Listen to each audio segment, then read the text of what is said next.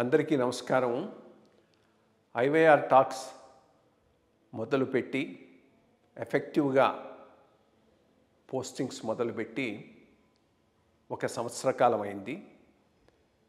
ఈ సంవత్సర కాలంలో సబ్స్క్రైబర్స్ బేసు 3,000 నుంచి 33,000 దాకా పెరిగింది. ఐవైఆర్ టాక్స్ను ఆదరిస్తున్న మీ అందరికీ నా ధన్యవాదాలు. భవిష్యత్తులో కూడా ఇదే రకంగా ఐవైఆర్ టాక్స్ని మీరు ఆదరిస్తారని ఆశిస్తూ ఉన్నాను. Thank you. అందరికీ నమస్కారం. Retired engineering in chief Kondalarao గారితో ముఖాముఖి పార్ట్ 1 ఆయన ఇంజనీరింగ్ ఇన్ చీఫ్గా రిటైర్ అయిన దాకా కొనసాగించడం జరిగింది. ఇది పార్ట్ 2. పార్ట్ 2లో వారు రిటైర్ అయిన తర్వాత ఆంధ్రప్రదేశ్ రాష్ట్రానికి, తెలంగాణ రాష్ట్రానికి కన్సల్టెంట్గా ఏ రకంగా పనిచేస్తూ ఉన్నారు, సత్యసాయి ట్రస్ట్తో ఆయన అనుబంధం ఏ రకంగా కొనసాగింది, దానికి అనుగుణంగా చేసినటువంటి కార్యక్రమాలు, వీటిని గురించి దీంట్లో మీతో ఆయన అభిప్రాయాలను, ఆయన అనుభవాలను పంచుకోవటం జరుగుతూ ఉన్నది. పార్ట్ 1 చూచినటువంటి ఆయన కొలీగ్సు, పంచాయతీరాజ్ ఇంజనీర్సు ఆయనకు అమోఘమైన ప్రశంసలు కురిపిస్తూ వాళ్ళ కామెంట్స్ని పెడుతూ ఉన్నారు. ఒకరు నడిచే దైవం అని ఒకరంటే ఇంకొకళ్ళు ఆయన వల్లనే ఫ్లోరోసిస్ సమస్యను గురించి నాకు అవగాహన వచ్చింది, ఒక కమిట్మెంట్ వచ్చింది పనిచేయటం అని చాలామంది ఆయన కొలీగ్స్ ఆయన గురించి రెస్పాండ్ అవుతున్న విధానాన్ని బట్టి చూస్తేనే ఈయన ఎంత గొప్ప వ్యక్తి అని అందరికీ అర్థమవుతున్నది. నమస్కారం. Thank you.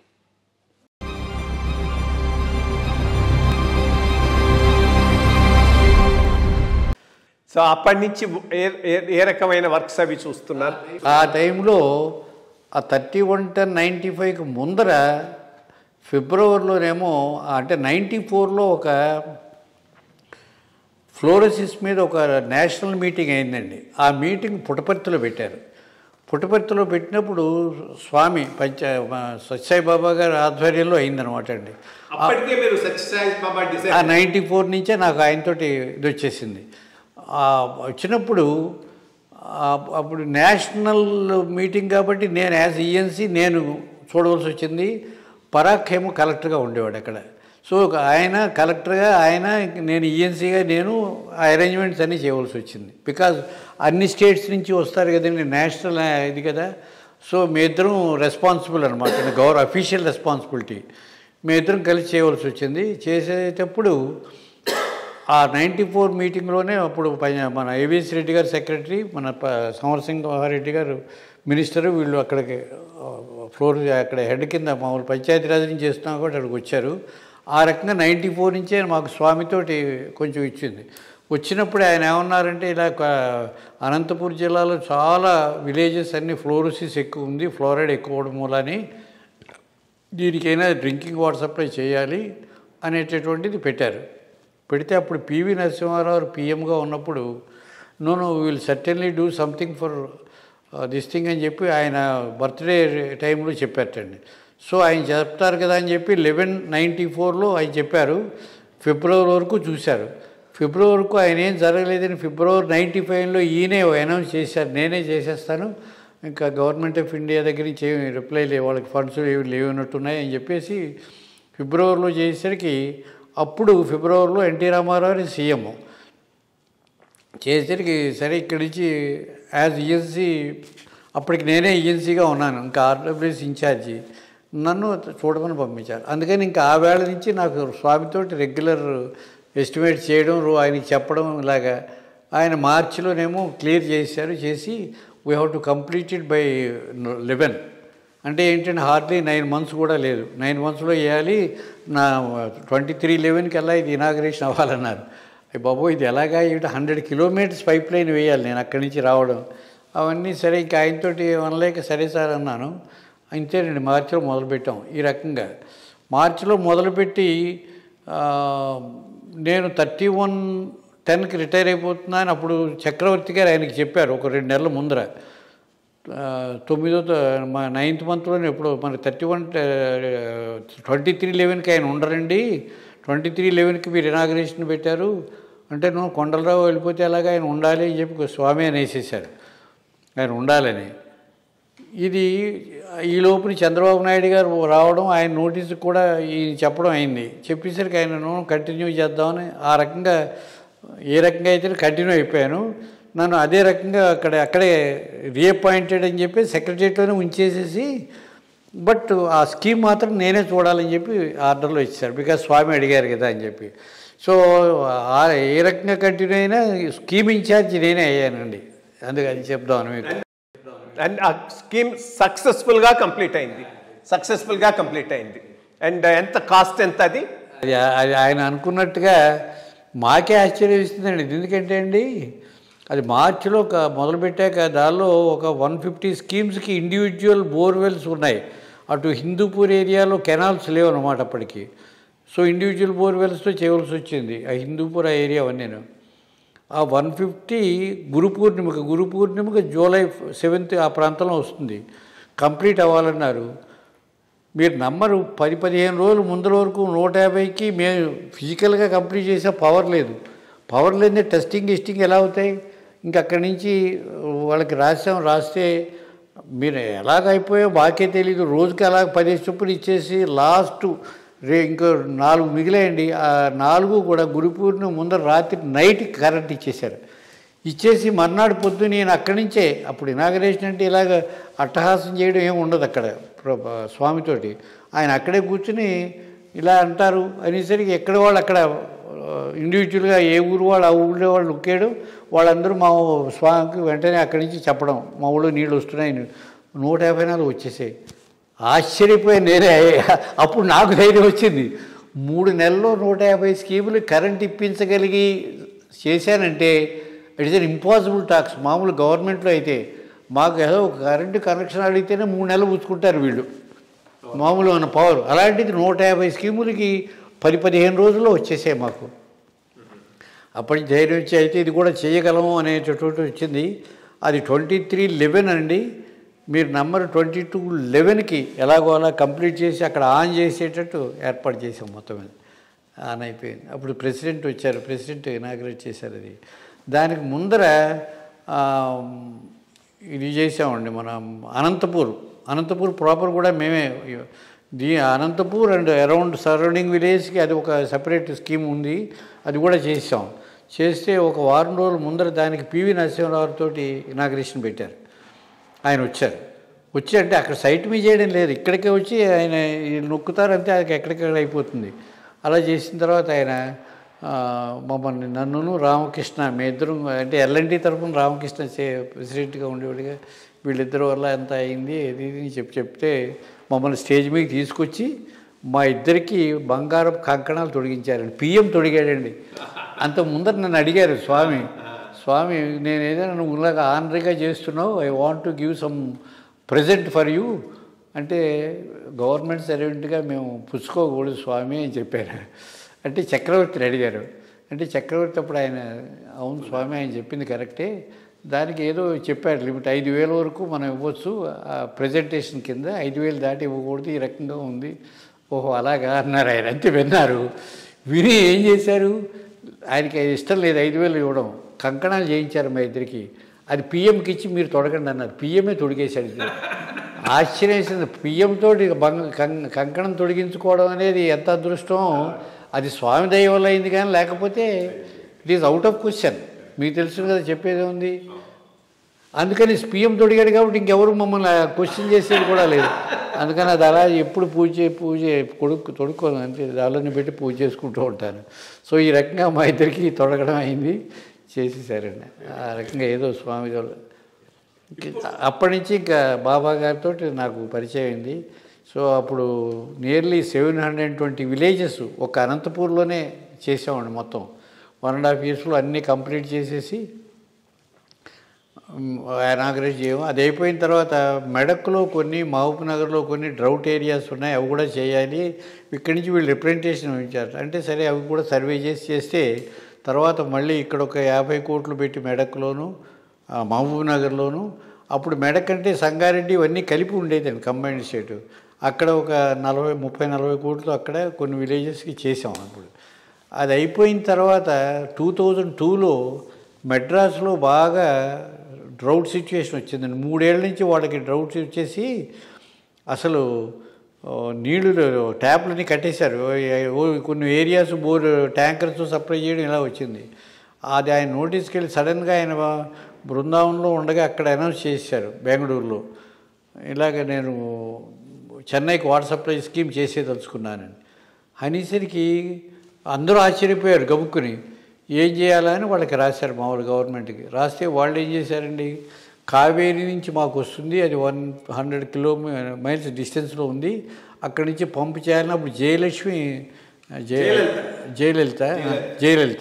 Jayalalithaa chief minister, ఆవిడేమో ఎస్టిమేట్ చేయమన్నారు వాళ్ళని. చేస్తే వాళ్ళు పంపింగ్ అక్కడి నుంచి ఒక 1 TMC పంపింగ్కి 1000 crores ఒక ఎస్టిమేట్ చేశారు. 1000 crores 1 TMC పంపింగ్. దాని పంపింగ్ కాస్ట్లు ఎవరి annually it is coming to another 50 to 100 crores pumping కాస్ట్లు ఎస్టిమేట్ వచ్చింది.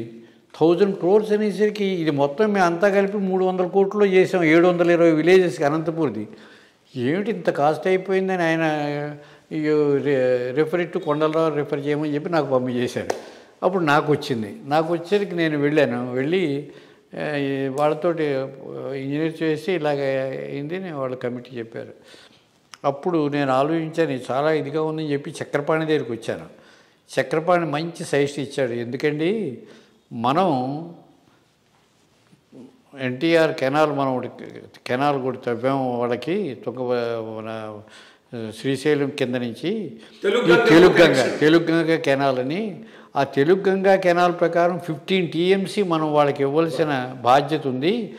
అది వాళ్ళ బోర్డర్ దగ్గరికి వెళ్ళేసరికి 12 TMC 3 TMC will be the losses and all that, plus మన ఇరిగేషన్ ల్యాండ్స్కి 12 TMC వాళ్ళకి ఇస్తాం.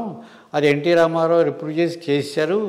అయితే దానికి లైనింగ్ చేయక మేము ఇవ్వలేకపోతున్నాం, అంతా సీపేజ్ అయిపోతుంది, అది చేస్తే బాగుంటుంది, మీరు చూడండి అని చెప్పి ఒక సలహా చెప్పాడు.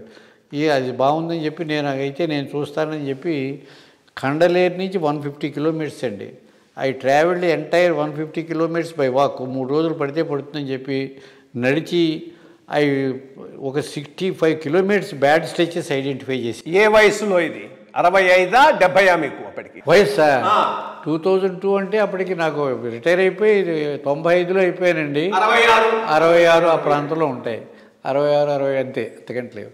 సో అదంతా చేసి ఒక 65 kilometers ఐడెంటిఫై చేసి మళ్ళీ వచ్చి చక్రపాణి గారు చెప్పారు, నేను వస్తా అన్నారు పాపం. తర్వాత నాతో మా ఇద్దరం కూడా జీపు అక్కడక్కడ ట్రాక్ చేస్తూ ఆయన కూడా చూసి మీరు చెప్పింది బాగుంది అని చెప్పేసి ఇదే చేస్తే బాగుంటుందన్నారు. అనేసరికి నేను ఇదంతా క్యాలిక్యులేట్ చేసి నా క్యాలిక్యులేషన్ ప్రకారం అది మధ్యలో కొన్ని 3 ఇవి కట్టవలసి వస్తుంది, అవి అన్నీ కలిపి చేసి తర్వాత కండలేరు డ్యామ్ పాడైపోయిందండి, ఎద్దన్ డ్యామ్, అది దాని ఇంప్రూవ్మెంట్స్ ఇవన్నీ కలిపి వితిన్ 200 crores అవుతుందండి. Plus we will give 12 TMC of water, plus everything is by gravity, no maintenance cost, this all by gravity అండి. వాళ్ళదేమిటి 1000 crores 1 TMC and maintenance cost is another 50 to 100 crores pumping. నాది 200 crores 12 TMC and no maintenance cost. ఇది స్వామికి చూపించడానికి ఆశ్చర్యపోయి ఏమిటి ఇంతలా ఉంది, అలా అయితే మనం వాళ్ళ టీం రమ్మనండి, వాళ్ళు మరి ఎందుకంటే వాళ్ళది కదా మనం చెన్నై అనుకున్నాం కదా అని చెప్పి వాళ్ళ అడ్వైజర్స్ని వాళ్ళందరినీ పిలిపించారు. మేము ఇక్కడి నుంచి నేను వెళ్ళారు, ఎదురుకుండా చూసి అది చూపించేసరికి వాళ్ళు ఆశ్చర్యపోయి ఆయన చెప్పింది కరెక్ట్ అండి, ఇదే చేయండి, ఇదే బాగుంది వాళ్ళు చెప్పేశారు. వెంటనే స్వామి ఎస్ గో హెడ్ అన్నారంటే. అప్పుడు ఏమైందండి, కాళహస్తిలో రామచంద్ర అని చెప్పి చీఫ్ ఇంజనీరు ఇరిగేషన్ అతనే చూశాడు కెనాలు, అతను కూడా నాకు పాపం హెల్ప్ చేశాడు చేయడంలో. అంటే అప్పుడు అతను రిటైర్ అయిపోతున్నాడు సరిగ్గా, ఇది నేను ఆయన ఎస్ అనేసరికి రిటైర్ అయిపోతున్నాడు.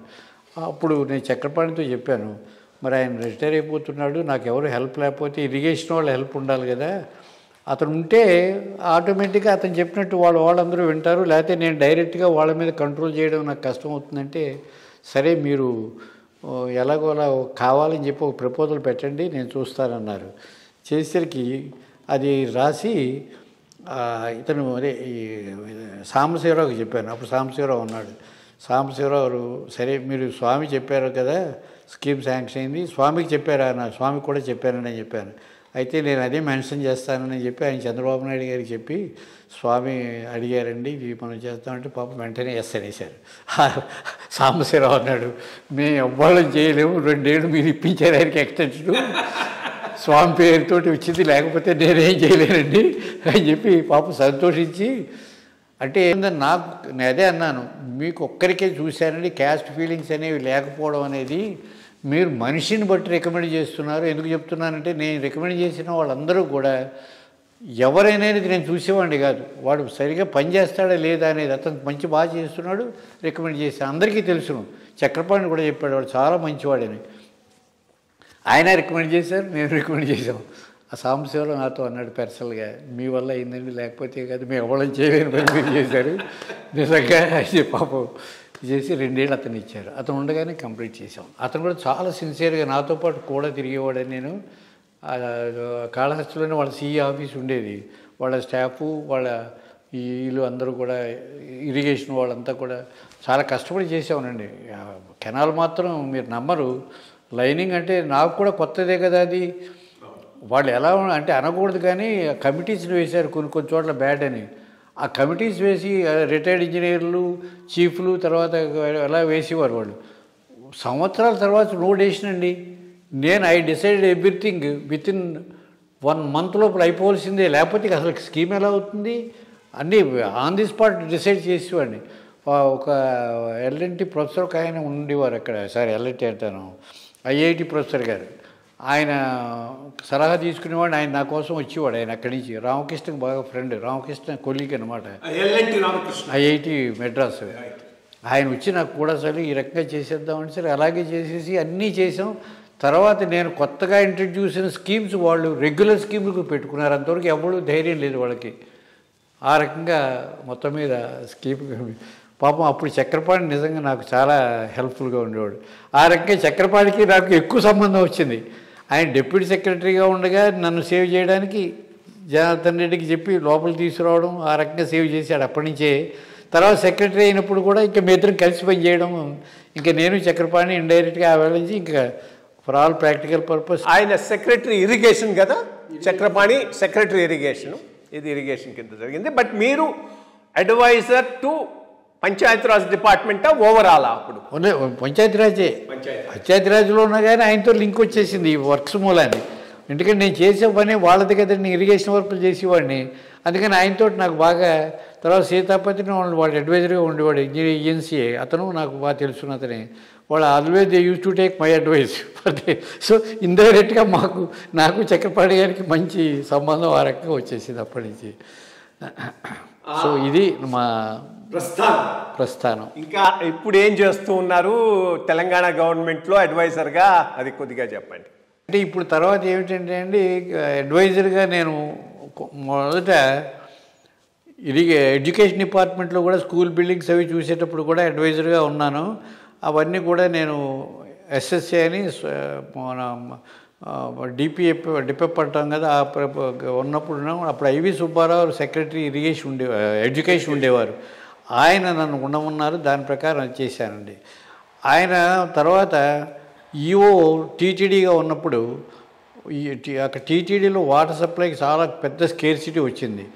దాన్ని ఎలాగ చేయాలి ఏమిటి అనేటటువంటిదంటే అప్పుడు నన్ను మన రాంబాబు గారు, ఆయన ప్రిన్సిపల్ సెక్రటరీగా ఉండేవారు, revenue incharge.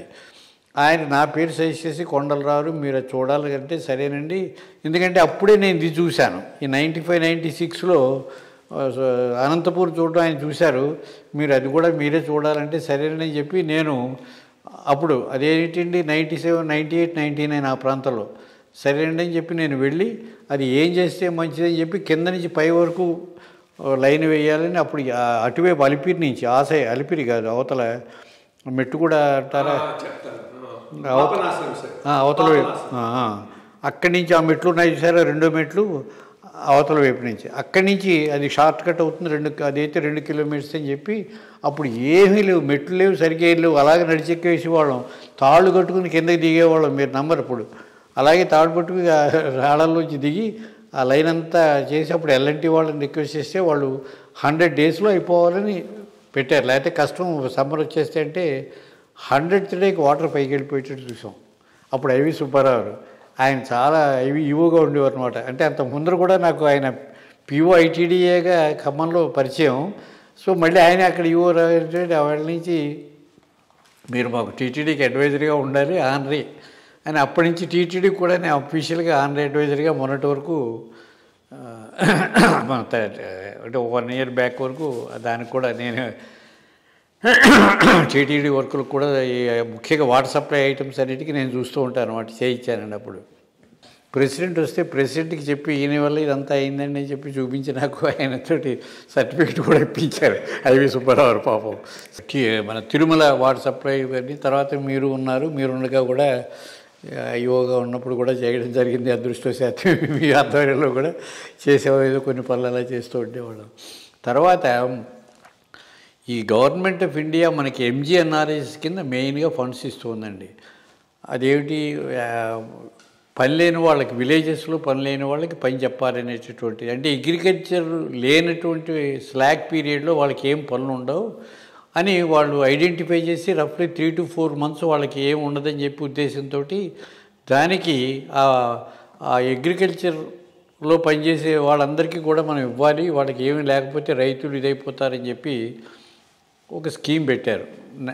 National eradication guarantee program, NREGS అని, ఎంప్లాయ్మెంట్ గ్యారంటీ స్కీమ్ అని చెప్పి అదొక యాక్ట్ పెట్టారు. ఆ యాక్ట్ ప్రకారం ఏంటంటే ఒక 100 days ఎవరికి పని లేదో వాళ్ళ ఫ్యామిలీకి 100 days మనం పని చూపించాలి. ఫ్యామిలీ అంటే ఫ్యామిలీ ఇంక్లూడ్స్ ఎవ్రీబడి, ఒక్కొక్కడికి 100 కాదండి. సపోజ్ వాడి ఉద్దేశం ఏంటంటే ఫ్యామిలీలో ఎవరో కొంతమంది ఉద్యోగాలకు పోయినా కానీ అసలు ఉద్యోగం లేని వాళ్ళు తల్లిదండ్రులైనా చేసుకోవచ్చు, లేకపోతే వాళ్ళు ముసలాళ్ళు అయిపోతే వాళ్ళ కొడుకులైనా చేస్తూ ఉంటారు ఎవరో ఒకళ్ళు. కాబట్టి ఆ ఫ్యామిలీ అందరికీ కలిపి ఒక 100 days మనం ఇవ్వాలి అనేటటువంటి ఇది పెట్టి వాళ్ళకి monthly daily rate government of India fix చేసుకుని చేయాలని. సో అది ఎలా చేద్దాం ఏమిటి అనేటప్పుడు దానికి అప్పుడు ఎల్వి సుబ్రహ్మణ్యం గారు ఆర్ సుబ్రహ్మణ్యం గారు ఇక్కడ మనకి ప్రిన్సిపల్ సెక్రటరీగా ఉండేవారు 2010లో నేను మాట్లాడేది. ఆయన దాన్ని ఏమన్నారంటే మీరు ఈ ఆర్డీకి పేరు అడ్వైజర్గా ఉండాలి 2010లో అని, దానికి కొన్ని ఇది చేద్దాం మనం, మీరు వస్తే బాగా మీకు ఐడియా ఉంది కదా అని. అది ఆర్డీ కింద అంటే పంచాయతీరాజ్ కాకుండా పిఆర్ఎండ్ఏ కాగా ఆర్డీలో చేయాలంటే సరే అని చెప్పి ఇప్పుడు 2010లో నాకు ఆయన జీవో ఇచ్చారండి.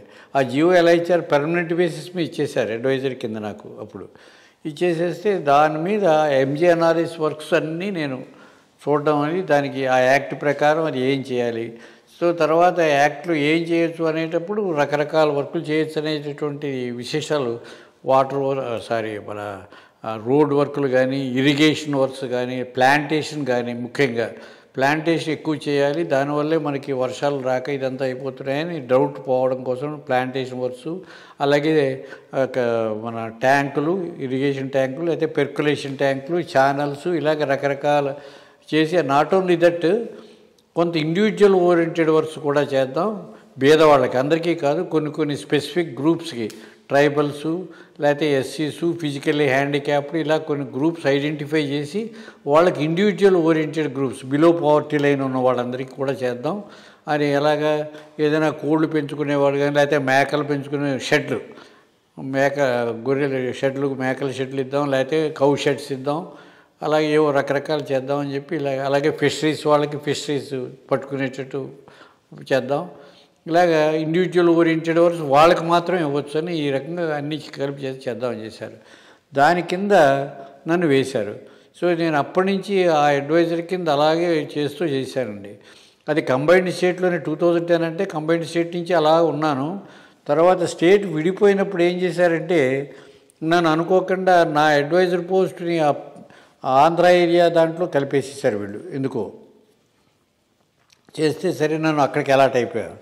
సో ఫస్ట్ 5 years 14 to 19 నేను ఆటోమేటిక్గా ఇక్కడ అడ్వైజర్ పోస్ట్ లేదు. అప్పుడు అడ్వైజర్ పోస్ట్ తోటి అక్కడికి వెళ్ళిపోయాను.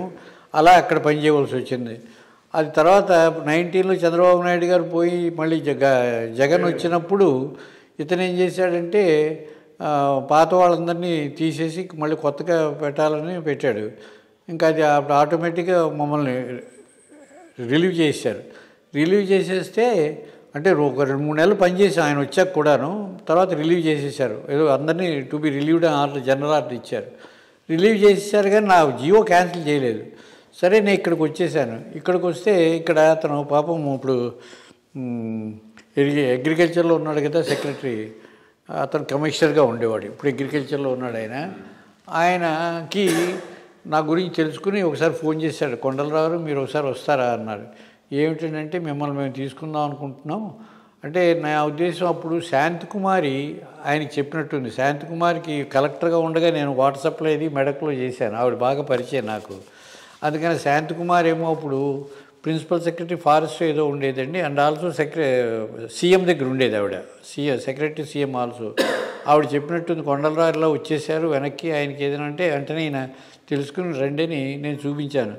అంటే ఆ జీవో ప్రకారం మీరు ఇప్పటికీ అది కంబైన్డ్ స్టేట్లో ఇచ్చారు కాబట్టి మీరు ఇక్కడ ఉండొచ్చు అక్కడ ఉండొచ్చు, నేను ఐ విల్ యాక్సెప్ట్ దిస్, ఇదే దీంతో రాస్తాను. వెంటనే పాప ఆయన రాసేసి ఈ జీవో ప్రకారం we can continue Hume as per requirement every month every year we can extend depending upon the necessity అని చెప్పి ఆయన రాసి పంపిస్తే మా సెక్రటరీ సంతకం పెట్టేశాడు. మినిస్టర్ కూడా ఎస్ గో హెడ్ అని ఇచ్చేసాడు. ఇంకెవరు అబ్జెక్షన్ పెట్టలేదు.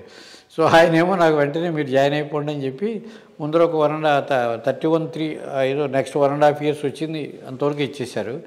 తర్వాత ఈయన ఆర్డర్స్ తీసేసుకున్నాడు. ఆ జీవో ప్రకారం ఆయనకి ఉంది కాబట్టి the commissioner may be permitted to extend as and when required అని అంటే దానికి ఇచ్చేశారు. అదయ్యాక మళ్ళీ 1 year అతనే ఎక్స్టెండ్ చేశాడు. ఇంకా అక్కడి నుంచి ఎవ్రీ 1 year అలా ఎక్స్టెండ్ చేసుకుంటూ వచ్చేస్తున్నారు. ఇక్కడ 14 to 19 to 24 వరకు అలాగే 24 వరకు అయిపోయింది. 24 తర్వాత మళ్ళీ గవర్నమెంట్ మారిపోయింది కదా అని చెప్పి వీళ్ళు కొత్త గవర్నమెంట్కి మామూలు రొటీన్గా పంపించారు. పంపిస్తే కూడా వీళ్ళు 1 year ఎందుకో ఎక్స్టెండ్ చేశారు రొటీన్గానే, కొంచెం కష్టం మీద. సెక్రటరీ ఆయన సంజయ్ మాకు పంచాయతీరాజ్ అప్పుడు ఆయన ఉండేవాడు, ఇప్పుడు ప్లానింగ్ ఫైనాన్స్కి వెళ్ళిపోయాడు కదా సందీప్ కుమార్, అతను లేదు ఆయన కావాలని అడిగాడు అనేసి ఇచ్చేశారు. సో 31/3/25 వరకు ఆటోమేటిక్గా ఇచ్చాము. తర్వాత వీళ్ళు ఏం చేశారంటే 31/3 all should be relieved again fresh proposal should come అని చెప్పి సీఎం ఏదో ఆర్డర్ వేసేసాడు. అనేసరికి దాంతో తీసేశారు, మళ్ళీ రాసి పంపించారు. కానీ ఇప్పుడు ఆ పాత జీవో వ్యాలిడ్గా లేనట్టు అయిపోయింది దాని మూలాన్ని. సో ఇంకా అంతవరకు ఏం రాలేదనుకోండి, అది అలాగే ఉంది. సరే ఏం జరిగితే జరుగుతుంది, I'm not also worried about it. అది అంటే ఇప్పుడు అంతా సీఎంఏ పెట్టుకున్నట్టున్నాడు. అది ఏం చేస్తాడో ఎవరికి తెలియదు.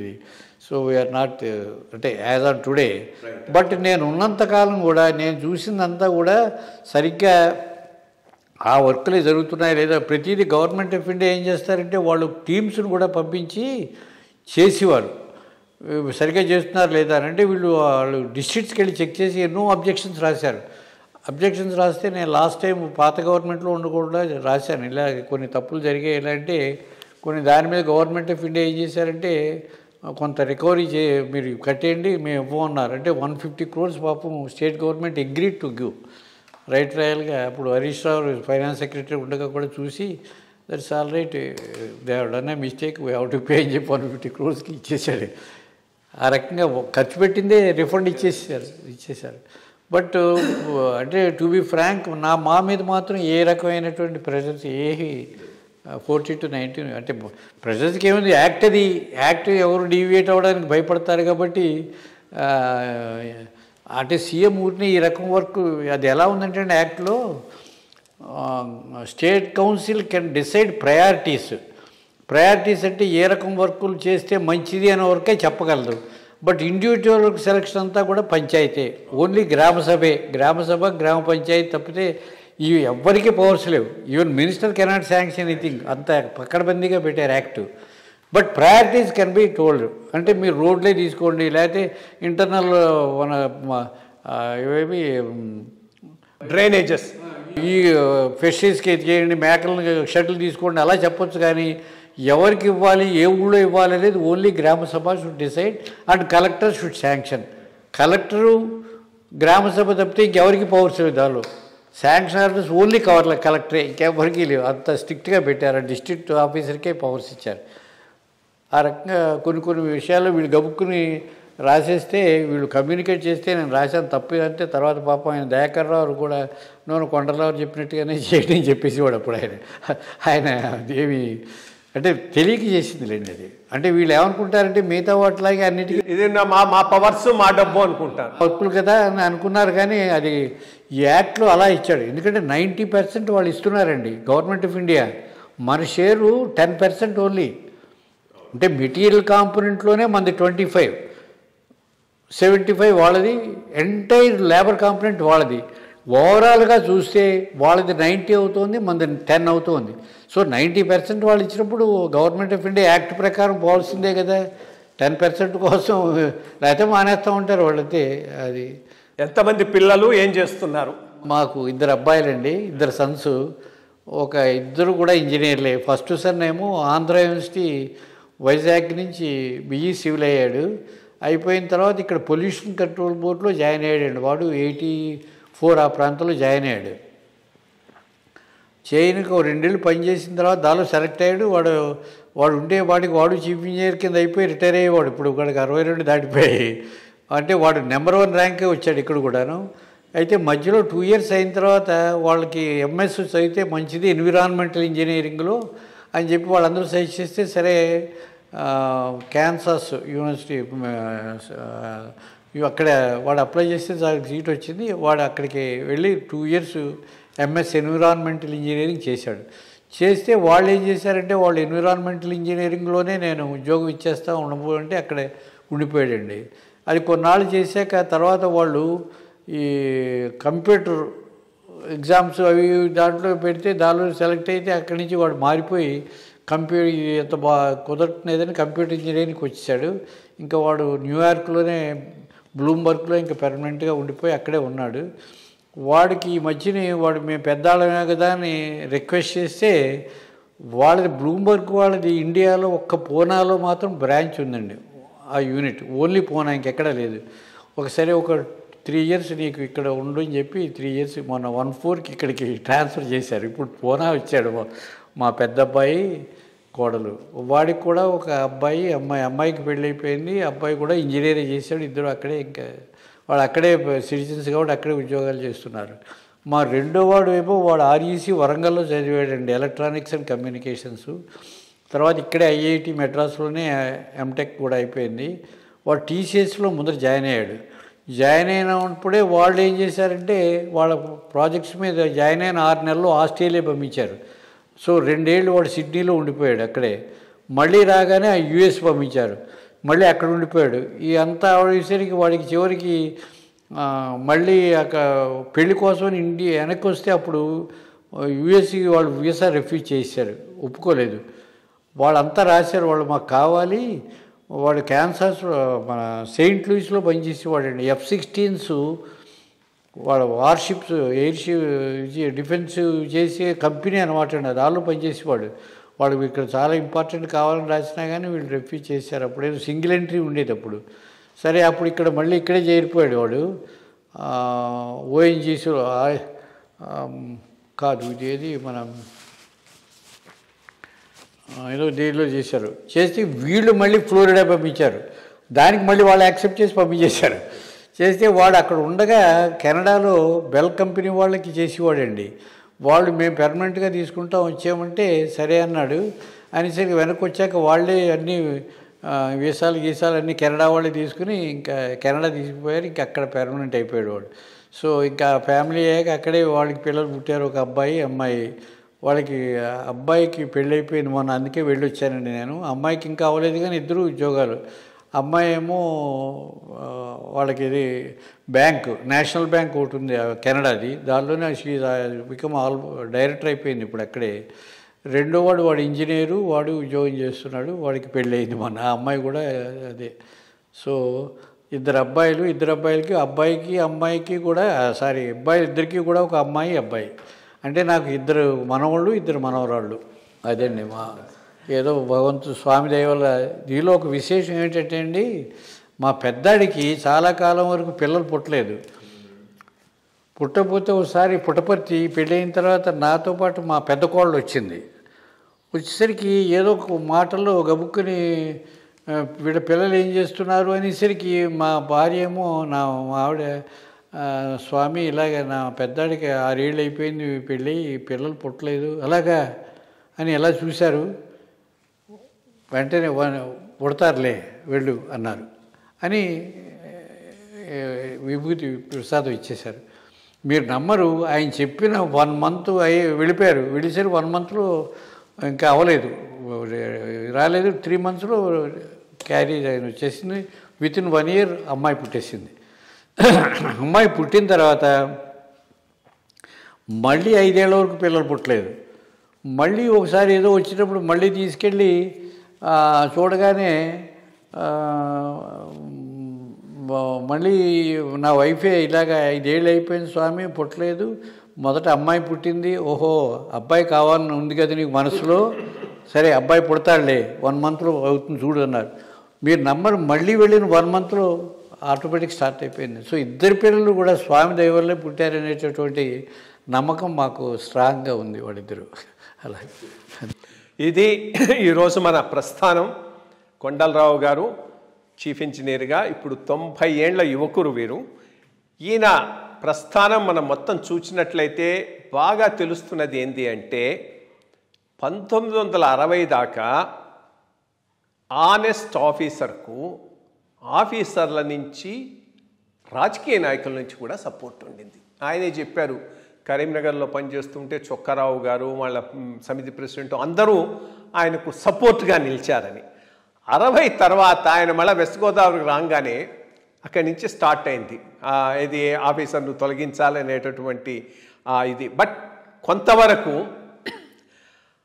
కలెక్టర్లు ప్రొటెక్ట్ చేయగలిగారు, ఆఫీసర్లు ప్రొటెక్ట్ చేయగలిగారు, మినిస్టర్లు ప్రొటెక్ట్ చేయగలిగారు.